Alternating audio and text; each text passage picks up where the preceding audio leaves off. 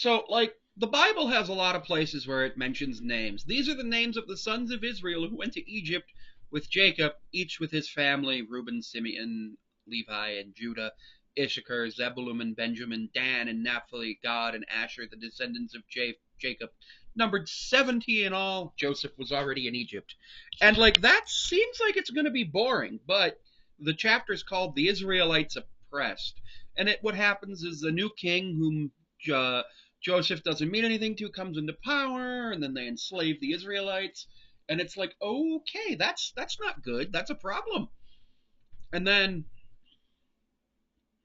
basically the midwives are resisting what the Pharaoh says because the Pharaoh wants the Israelite children killed, and the midwives say that they can't because they are vigorous and give birth before the midwives arrive, which that is potentially propaganda, basically saying that it's propaganda for the Israelites, not for the Egyptians.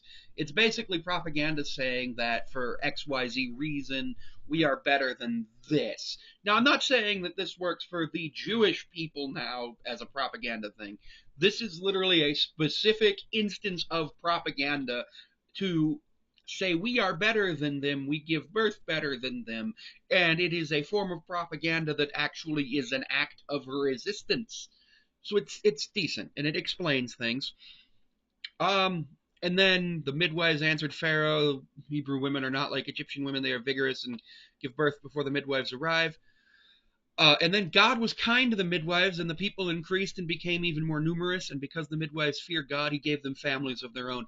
Then Pharaoh gave this order to all his people: every Hebrew boy that is born you must throw into the Nile, but let every girl live. So that's interesting. A lot of times in ancient cultures, what we see, um, there's this rumor. I'm not 100% sure how true it is because I haven't actually gone out and researched it, but that like Spartan girls would be killed, which obviously not every Spartan girl was killed. Penelope was a girl from Sparta, by the way. Uh, it's Odysseus' wife. Then, but this is saying this is like the opposite of the normal. It's almost subverting expectations, which I find kind of cool to do that as a literary device. But I don't think what the Pharaoh's doing is okay at all. I think what the Pharaoh's doing is pure unmitigated evil by killing the Israelites here, especially the infants. This is infanticide. This is attempted genocide. In addition to the slavery, it's a huge problem. And what we see is we see that this book is titled Exodus. So us as readers, we understand it's the story of how the Israelites came out of their oppression. But if you're living through this, you're going to be like, oh no, why? Why?